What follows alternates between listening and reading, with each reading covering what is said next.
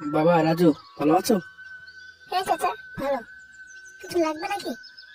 হ্যাঁ বাবা, আমার ছোট মেয়েটার বিয়া, ওর জন্য একটা খাট বানাবো। তোমার হাতের কাজ আমার মেয়েটার খুব পছন্দ। তা কেমন কি খরচ পড়বে বাবা?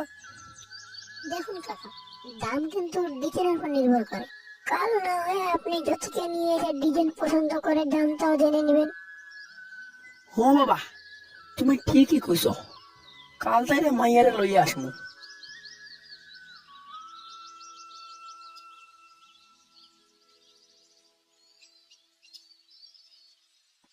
কি রে ওটা রাজু, কাস্টমাররা কি ওইভাবে ছেড়ে দেয়? রফিক ভাই, আজকাল চাচা আমার কাছে ছাড়া অন্য কারো কাছেই বানিয়ে নেয় না, বুঝেছো?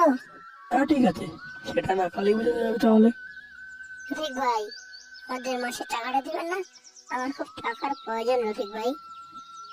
হ্যাঁ, তো কত জানি টাকা? ভাই, 8,000। আচ্ছা, 5,000 টাকা নিয়ে যা, বাকিটা পরে নিস। কিন্তু রফিক ভাই, আপনি তো প্রতি মাসে এরকম করেন। আপনার কাছে তো আমি আরো 2,000 টাকা পাবো। কি বলিস রে, আমি কি তোর বেতন বাকি রাখছি? আচ্ছা ঠিক আছে, কয়দিন পরে বাকি টাকাটা নিয়ে যাস। শালা মোটু, সারাদিন করে খাওয়া আর সব কাজ আমাকে দিয়ে করাবে, আর টাকা দেওয়ার সময় জেলি শালা মোটু। গণেশ কাকা, বাড়ি যাবেন না? হ বাবা, দাঁড়া, একটু আসি।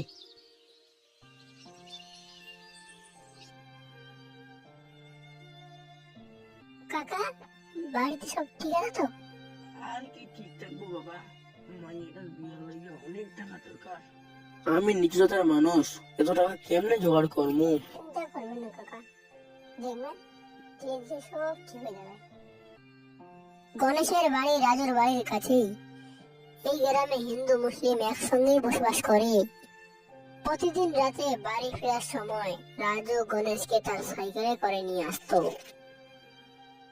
তা বেটা রাজু, তোর মনটা আজকে তো খারাপ লাগছে কেন? আর বলবেন না কাকা, আপনি তো জানেনই রফিক ভাই আমাকে কোনো মাসে ঠিক মতন বেতন দেন না।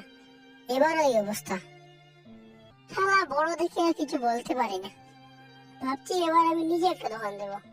গ্রামের সব মানুষরা তো আমাকে দিয়ে কাজ দেয়। আশা করি আমি দোকান দিলে কাজের আর অভাব হবে না।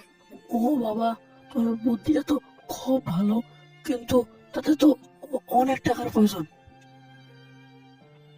বাস এইখানে নামিয়ে দাও আমাকে।